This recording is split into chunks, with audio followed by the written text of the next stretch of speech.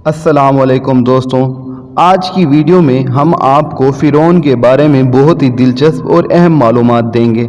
और वीडियो के पहले हिस्से में हम आपको फ़िरौन की ज़ात से मुतल्लिक कुछ अहम बातें बताएंगे, दूसरे हिस्से में फ़िरौन का असली नाम बताएंगे और तीसरे हिस्से में हम आपको फ़िरौन के महल के मुताबिक इम्पोर्टेंट इन्फॉर्मेशन आपसे शेयर करेंगे कि फ़िरौन का महल कैसा था, कब बना और इस वक्त कहाँ है। लेकिन ये सब कुछ बताने से पहले मेरी नए आने वाले दोस्तों से गुजारिश है कि अगर अभी तक आपने हमारे चैनल को सब्सक्राइब नहीं किया तो हमारे चैनल को सब्सक्राइब कर लें और नीचे दिए गए बेल आइकन को प्रेस कर दें ताकि हमारी हर नए आने वाली इन्फॉर्मेटिव वीडियो का नोटिफिकेशन आपको मिलता रहे।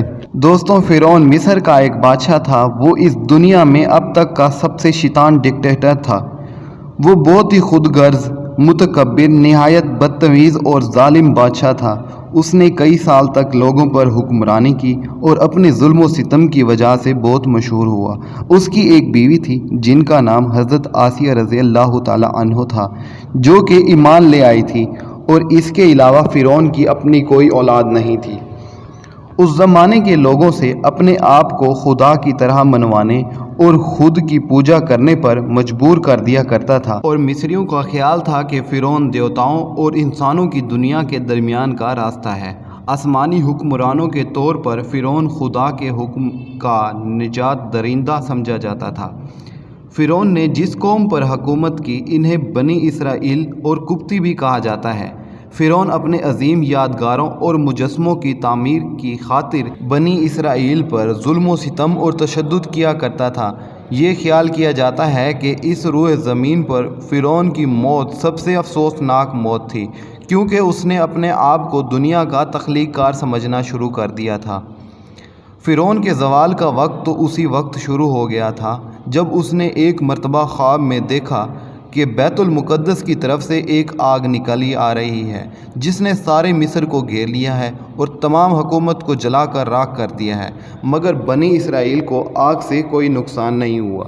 ये अजीब व गरीब ख्वाब देखकर फ़िरौन परेशान हो गया और उसने नजूमी से ताबीर पूछी तो उन्होंने बताया कि बनी इसराइल में एक लड़का पैदा होगा जो तेरी बादशाहत ख़त्म होने का सबब बनेगा। ये सुनकर फ़िरौन ने हुक्म दिया कि बनी इसराइल में जो भी लड़का पैदा हो उसे कत्ल कर दिया जाए। इसी तरह फ़िरौन के हुक्म से 12,000 या करीबन 70,000 बच्चे कत्ल कर दिए गए। दोस्तों, पुराने ज़माने में मिस्र के बादशाहों का लक़ब फ़िरौन हुआ करता था। इसी तरह रोम के बादशाहों का लक़ब कैसर, फ़ारसी यानी ईरान के बादशाह का लक़ब कैसरा, यमन के बादशाह का लक़ब तूबा और हबशा के बादशाहों का लक़ब निजाशी था। मिस्र के जितने भी बादशाह गुज़रे हैं, इन सब में हज़रत मूसा अलैहिस्सलाम के दौर का फ़िरौन सबसे ज़्यादा बद इखलाक, सख्त दिल और ज़ालिम फ़िरौन था। अगर फ़िरौन के नाम के हवाले से बात की जाए तो काफ़ी लोगों का इख्तलाफ पाया जाता है। कुछ के करीब वलीद मसब बिन रियान था और कुछ के करीब है कि मिन फ़तह बिन रमैसे सानी उनका नाम था। हज़रत यूसुफ़ अलैहिस्सलाम और हज़रत मूसा अलैहिस्सलाम के फ़िरौनों के दरमियान 400 साल से ज़्यादा का फासला था।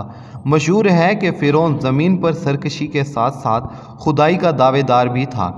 उसने अपनी कौम को दरियाए नील के ज़रिए गुमराह कर रखा था, और वो यूं कि जब आतिश परस्तों की ईद का दिन आता और दरियाए नील इंतहाई ठाठे मार रहा होता, लोगों में ये ऐलान कर दिया जाता था कि तुम्हारे लिए फ़िरौन ने दरियाए नील को पुरजोश कर दिया है, लिहाजा तुम इसको सजदा करो। तो जाहिल लोग उसकी बातों पर यकीन करते हुए उसे सजदा करते। एक साल दरियाए नील का पानी कम हो गया तो अल्लाह ताला ने उसे पुरशोर ठाठे मारने की इजाज़त ना दी। लोग भूख के सबब निढाल हुए और कहत में मुब्तला हो गए। चुनाचे पूरी कौम इकट्ठी होकर फ़िरौन के पास गई और इससे मुतालबा किया कि हमारे अहलो अयाल, औलाद और जानवर सब हलाक होते जा रहे हैं। अगर तुम हमारे खुदा हो तो दरिया नील का पानी जारी करो। तो फ़िरौन ने जवाब दिया, ऐसे ही होगा। फिर वो अपने ऊनी लिबास से बनी हुई टोपी और राख भरी थैली लेकर एक वीरान जजीरे की तरफ चला गया, जो अब तक मिकियास के नाम से मशहूर व मारूफ है, और हुक्म दिया गया कि इसकी रियाया और कौम में से कोई शख्स इसके पीछे नहीं आएगा।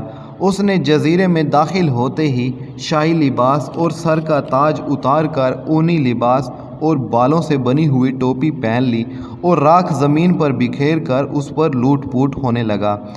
रोते हुए बारगाह इलाही में सजदा रेज़ हो गया और अपने चेहरे को राख में लथपथ करते हुए कहने लगा, ए मालिक व मौला, मैं जानता हूँ कि तू ही ज़मीन व आसमान का मालिक और दुनिया व आखिरत का माबूद है, लेकिन मुझ पर बदबख्ती गालिब आ गई है।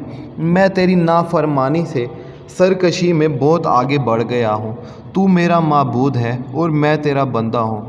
तू मेरे मुतालिक जो फ़ैसला फरमा दिया सो फरमा दिया।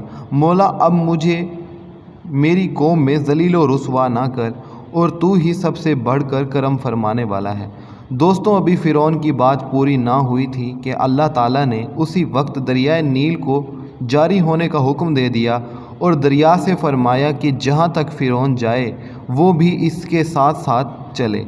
चुनाचे फ़िरौन अपनी कौम की तरफ उसी हालत में जा रहा था कि दरियाए नील का पानी उसके दामन को तर्क करके इसके साथ साथ चलता जा रहा था और लोग अपनी आस्तीनों को खुशी से पानी में डिबोकर एक दूसरे को मार रहे थे।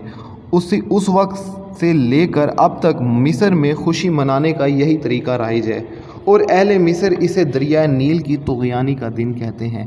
दोस्तों, फ़िरौन अल्लाह ताला का दुश्मन था जो लम्हा भर के लिए अल्लाह ताला के लिए मुखलिस हुआ, जिसकी वजह से उसकी पर्दापोशी की गई और कौम में उसको ज़लील और रुसवा होने से बचाया गया।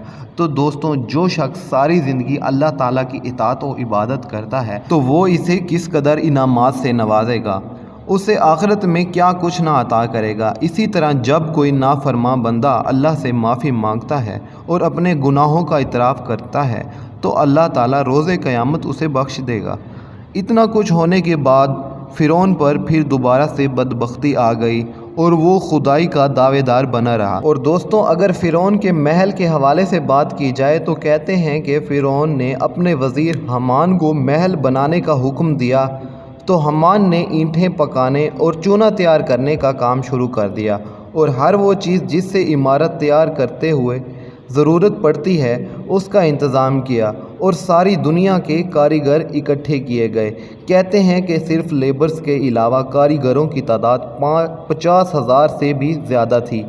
7 साल के अरसे में वो महल तैयार हुआ और इसकी ऊंचाई इस कदर ज़्यादा थी कि जब से आसमान और ज़मीन पैदा हुए हैं उस वक्त से इनकी कोई मिसाल नहीं मिलती।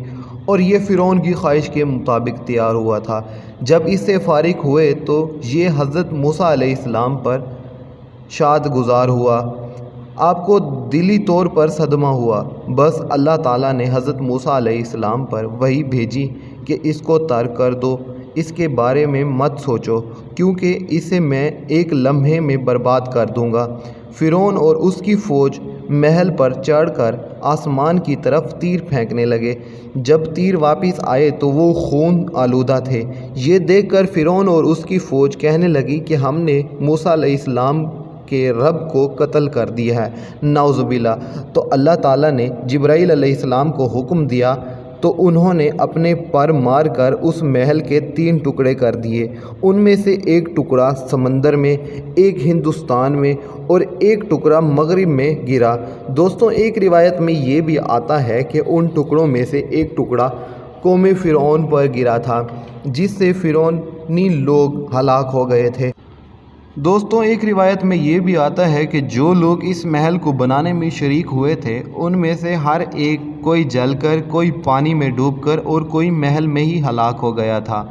दोस्तों, फ़िरौन ने खुदाई का दावा करने से पहले महल बनवाया था।